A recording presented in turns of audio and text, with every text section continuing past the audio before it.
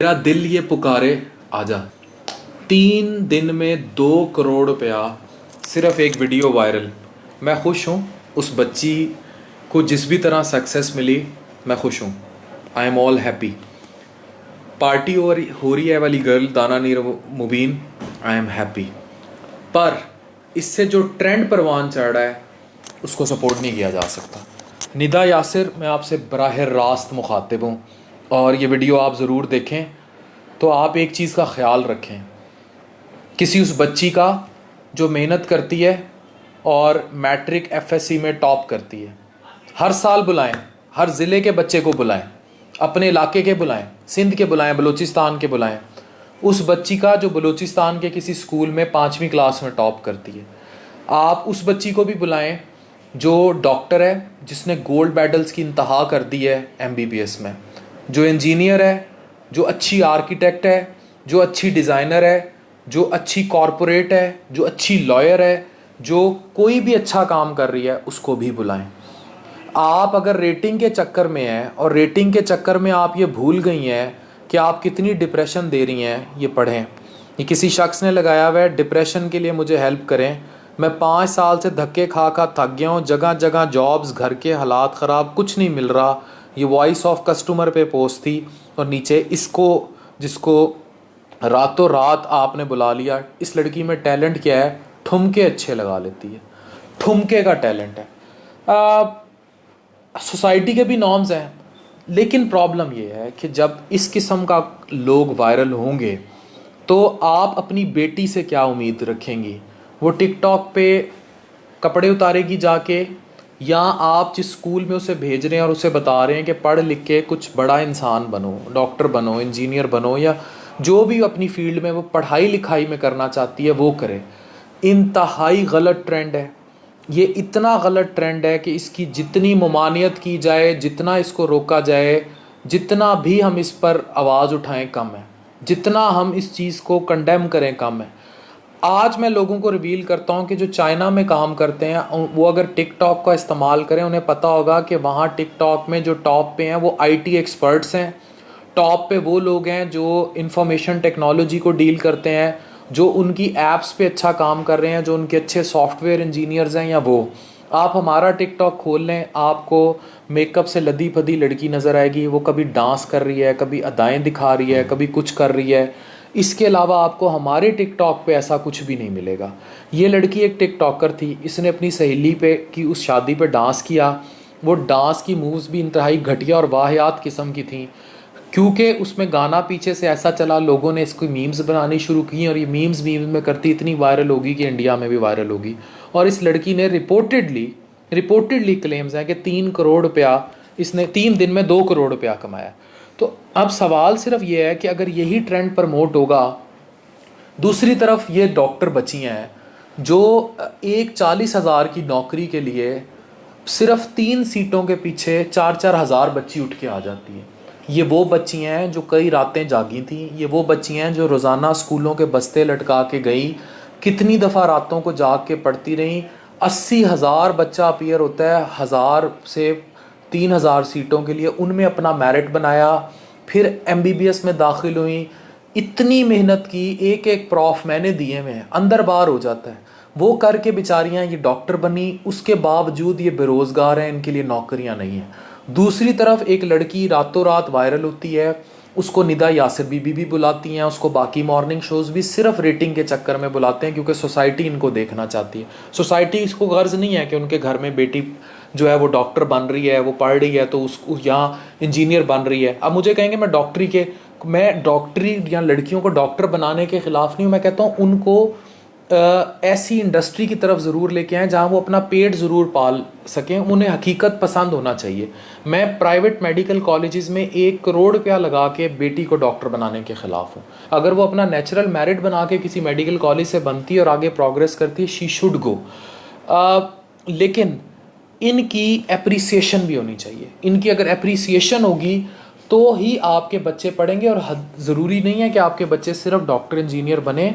उनको Upwork, Python, Amazon, article writing और जितनी फील्ड्स हैं, स्पेस की कितनी इनोवेशन है, न्यूट्रिशन की कितनी इनोवेशन है, फिजियोथेरेपी की कितनी, साइकोलॉजी की कितनी, और इतनी सारी फील्ड्स हैं, उन सब में लेकर आए और उनको और यहाँ तो सवाल है माशरती ट्रेंड का, एप्रिसिएशन का।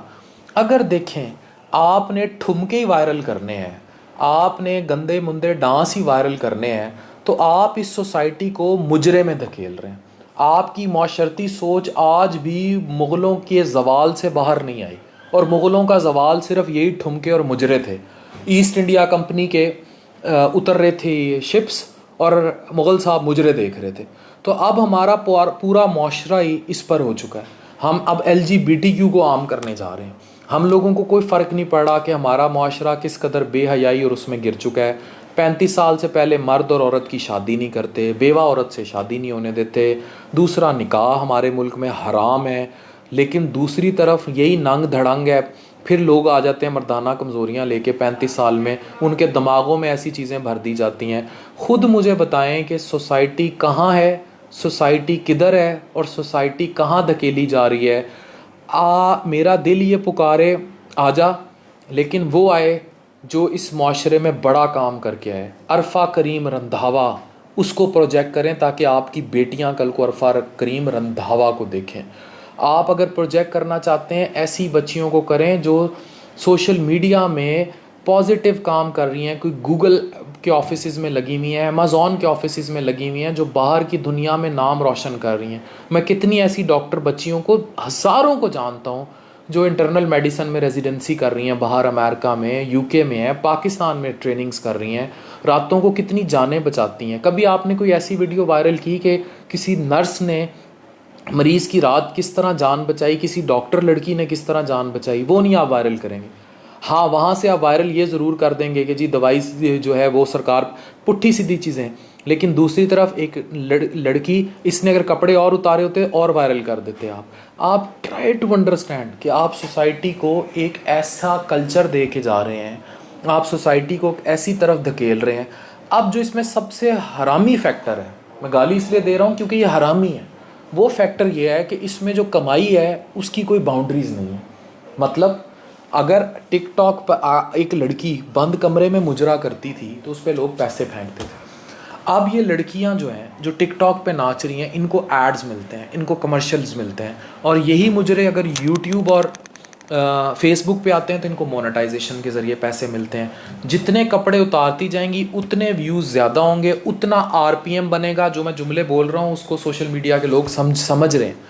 उतना RPM ज़्यादा बनेगा, जितनी व्यूअरशिप होगी उतने पैसे आएंगे। और यहाँ पैसे बहुत ज़्यादा हैं, ढेर पैसे हैं। जो ये क्लेम हो रही है रकम, इसने यकीनन कमाई होगी। इसको बायर टिकट्स भी मिले होंगे, इस लड़की को 5 स्टार होटल्स में स्टे भी मिले होंगे, सारा कुछ है। ऐसा ड्रीम तो कोई लड़की सारी ज़िंदगी भी पढ़ती रहे तो उसको नहीं मिल सकता। लेकिन ये कल्चर गलत है ना, ये कल्चर गलत है। इस लड़की को जैसे भी अल्लाह ने इसका रिस्क लिखा था, इसकी सक्सेस या जो भी इसको नाम दें लिखी थी, वो एक सेपरेट स्टोरी है। लेकिन हम इसको आइडियलाइज नहीं कर सकते। मैं इस फार्मूले को अपनी बेटियों पे फिट नहीं कर सकता। आप कर सकते हैं। आप चाहते हैं कि आपकी बेटी को ऐसे सक्सेस मिले, अपने इंसाफ से बता दें। आपके सामने आपकी बेटियां बैठी हैं, आप चाहते हैं कि वो रातों रात इस तरह उनका कोई डांस वायरल हो जाए और उनको इस तरह कोई सक्सेस मिले और इस तरह उनको फेम मिले और इस तरह वो करोड़ों रुपया घर लाने लग जाए। लेकिन आपकी बेटी जो इस लड़की को देख रही है, उसके जहन में ये फिट हो रहा है कि भाई इससे पैसे आएंगे। और आज नहीं यकीन आता, आप इंस्टाग्राम जाके खोल लें, हर दूसरे घर में लड़की शुरू कहाँ से होती है? पहले वो मेकअप पाउडर की अपनी पिक्चर्स डालना शुरू करती है, उसको लाइक्स मिलने, फॉलोअर्स मिलने शुरू होते हैं। ठरकी है वहाँ में, हम पाकिस्तानी कौन सा, हमने ठरक में PhD तो की हुई है।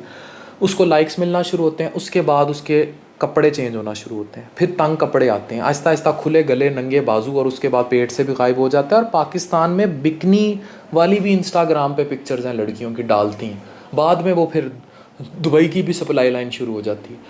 हम माशरे को वहाँ लेके जा रहे हैं जहाँ कभी भी ना इकबाल का ख्वाब था, ना कायद आज़म का ख्वाब था। कायद आज़म मोहम्मद अली जिन्ना साहब और इकबाल साहब ने ऐसा ख्वाब देखा ही नहीं था। ये नौजवान नहीं देखा था, ना ये इकबाल का शहीन था, ना ये इकबाल की बेटी थी। ऐसा ख्वाब नहीं देखा था जो जिस तरफ हमने माशरे को धकेल दिया।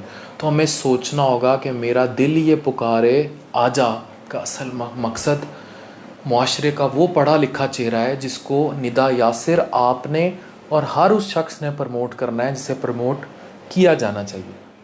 हम कहाँ खड़े हैं, हम क्या कर रहे हैं और हमने माशरे को किस गंद में धकेल दिया है, इसका सवाल मेरा दिल ये पुकारे। आजा डॉक्टर अफान कैसर।